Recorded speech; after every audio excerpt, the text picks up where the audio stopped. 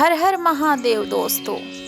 मेरे बच्चे, आज आपके बारे में जानकारी मिली है कि आपके बारे में मेरे देवदूत ने यह बातें सुनी है। उन्होंने सुना है कि आप कुछ अद्भुत करने वाले हैं। यह भी सुना है कि आपने सबके लिए कुछ न कुछ सोच रखा है। अपने जन कल्याण के लिए अपने जीवन को दांव पे लगा दिया है। मेरे बच्चे, आप ऐसा क्या क्या करने वाले हो?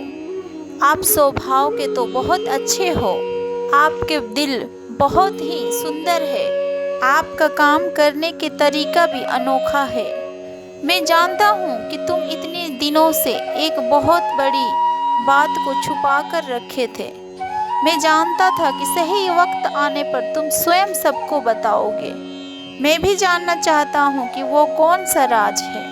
मेरे बच्चे, बदलाव तो सभी को अच्छा लगता है, क्योंकि बदलाव से जीवन में तरोताजा महसूस होता है। बदलाव से अपनापन बढ़ता है। बदलाव से काम करने की जोश भी पैदा होता है। अगर आप अच्छे काम करने के सोचो तो अपने अच्छे रास्ते अपने आप में ही निकल आते हैं।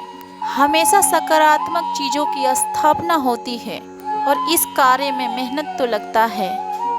मेरे बच्चे, नेक काम में ज़रूर देरी होते हैं, लेकिन वो आपकी भलाई के लिए होती है। तुम लोगों के लिए सदैव हमेशा ही अच्छा ही कर्म करते हो, अच्छा ही सोचते हो। तुम अच्छा कर्म करो मेरे बच्चे, इसमें मेरा भी सहयोग होगा। हमेशा मेरे साथ मिलेगा तुम्हें।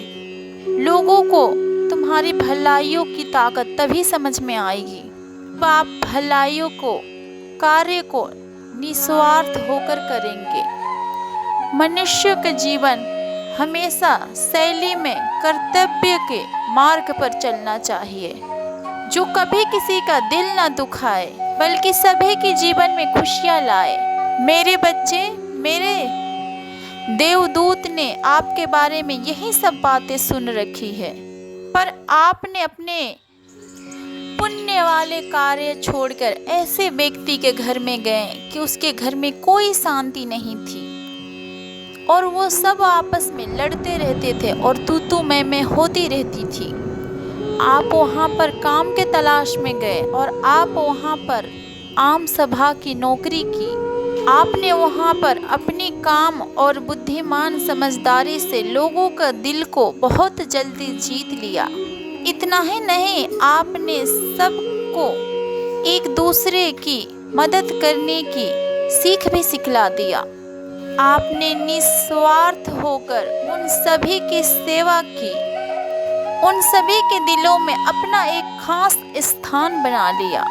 मेरे बच्चे, मैंने ये भी सुना है कि जो एक दूसरे से कलेश रखते थे, उन्हें भी आपने बड़ी चतुराई से उन सभी के दिलों में एक दूसरे के लिए प्रेम उत्पन्न कर दिए। दूसरे से प्यार, स्नेह और सहायता करने के लिए उन लोगों के दिल में आपने इन सभी चीज़ों को उत्पन्न किया। आपने उस घर के अंदर जाकर पहले वो घर आपने उस घर में जाकर चारों तरफ शांति फैला दी। पहले वो घर अशांत थी, आपने हर जगह शांति फैला दी।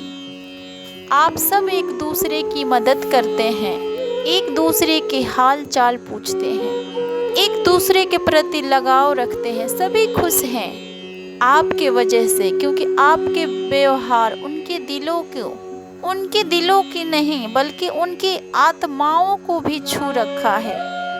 आज तक आपके जाने से पहले उस घर में किसी ने भी एक दूसरे की सहायता नहीं की है, पर आपके वजह से अब उस घर में सभी एक दूसरे की सहायता करते हैं, सभी एक दूसरे से प्रेम करते हैं, सभी एक दूसरे के साथ प्रेम से रहते हैं और एक दूसरे की ख्याल भी रखते हैं।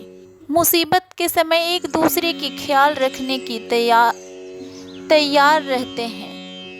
यह सब देखकर उनके घर के बड़े बुजुर्ग बहुत ज़्यादा खुश हैं। अब जाके उनकी आत्मा तृप्त हुई है और सभी के दिलों से आपके लिए दुआएं निकल रही हैं। आपने लोगों के लिए बहुत अच्छा कार्य किया है मेरे बच्चे।